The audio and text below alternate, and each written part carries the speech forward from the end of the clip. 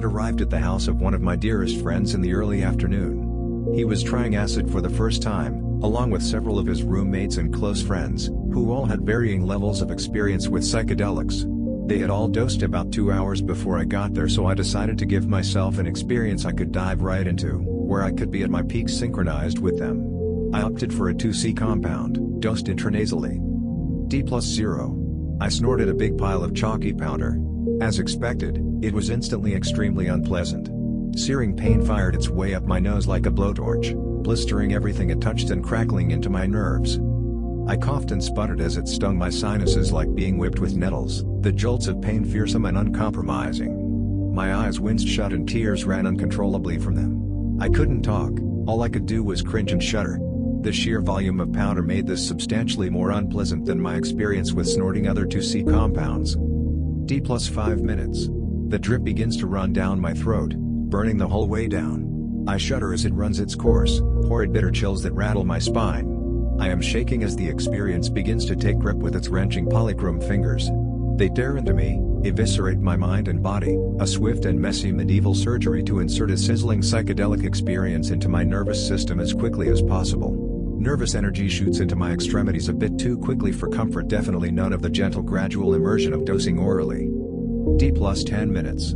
The nausea overwhelms me as the bitter chemical seeps deeper into my body. My body hotly rejects this poison, and I have to quickly run upstairs to throw up in the bathroom. I instantly feel better, a rare occurrence for me as typically the sickness from psychedelics sticks around for the duration of my experiences.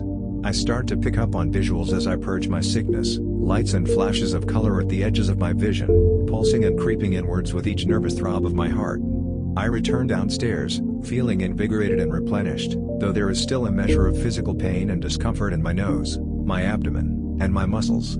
This seems to be a bit of concern for my company, but I reassure them that I'm feeling much better now and that I know what I'm doing probably. D+12 minutes. The more positive aspects of the experience begin to pick up now.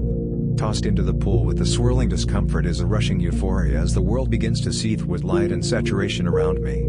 Concentric patterns, radiating patterns, floral patterns, all interlocking and traced around each other begin to manifest on every surface, waves of green and deep ruddy purple pulsing through them. These visuals feature no pareidolia or figures or forms, they are purely geometric and abstract, divorced from any organic form or behavior. D+20 minutes. The euphoria washes over into hypomania. I am talking a lot, I feel hotly stimulated and my body and mind are rushing through the ether like a meteorite in the atmosphere, blistering with friction. I am info dumping about drugs to people I pray are interested and aren't just humoring me. I am shaking a lot and can't really sit still or find a comfortable position. I am extremely restless, and the experience so far shows no sign of leveling off. I chew some gum to mitigate the clenching in my jaw. There is still substantial lingering pain in my nose and throat.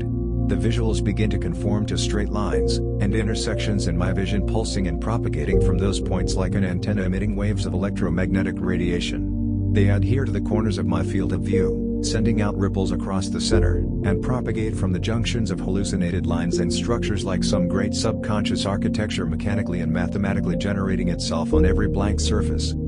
D+37 minutes.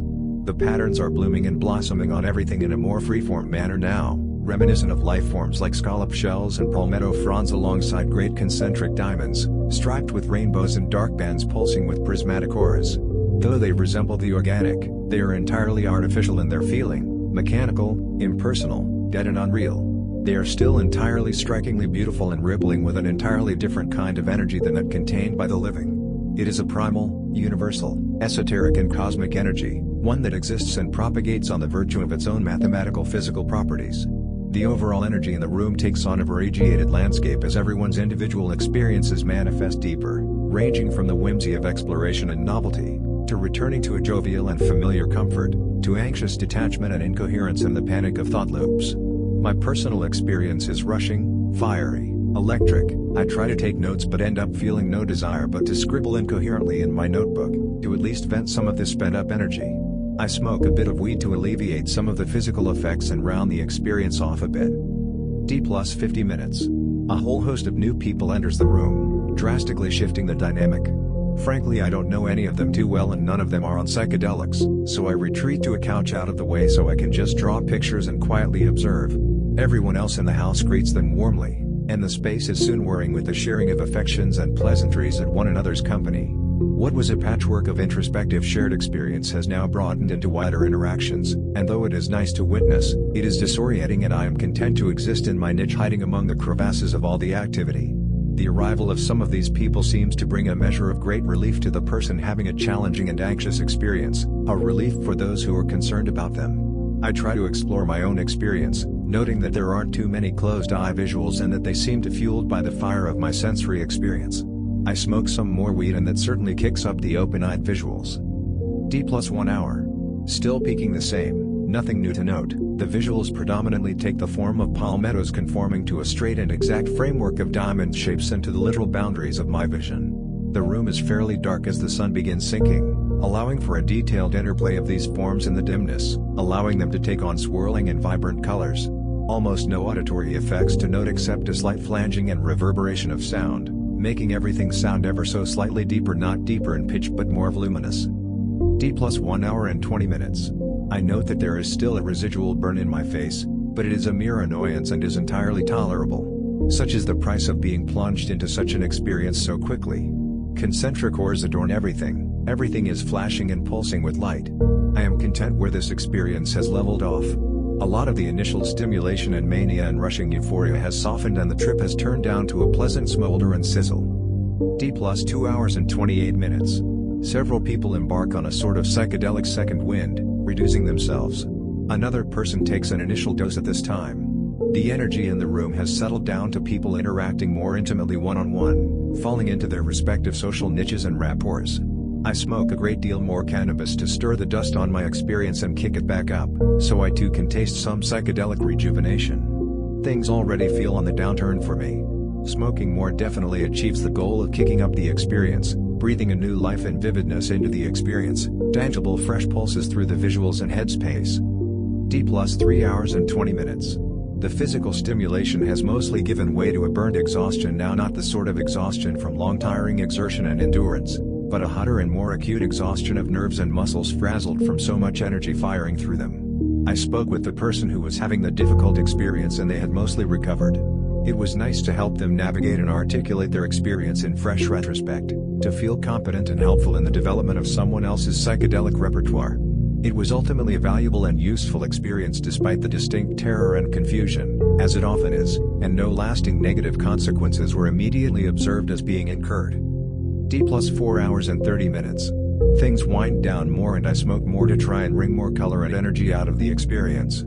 It seems as though it is receding as rapidly as it came on, however, as I am left mostly with just feeling stoned, with a bit of extra energy and color. D+5 hours and 30 minutes. I wind down the rest of the night with more weed and gentle intimate social interaction with many people. I honestly am very close with only one person here who I have known for a very long time, though everyone else is still extremely friendly and welcoming and receptive to close interaction. I grow closer to everyone it feels, while at the same time I can enjoy witnessing how several people who know each other intimately interact and express their friendship and affection and camaraderie with one another. I am in the gentle pleasant afterglow of the experience, where it feels like my mind is running faster than usual. It is an enhanced and warm and euphoric functionality, where I have passed any boundary of being impaired. Every aspect of myself feels enhanced, including the glowing vibrancy of colors around me, a pulsing seething heated saturation of my visual field. D+7 hours.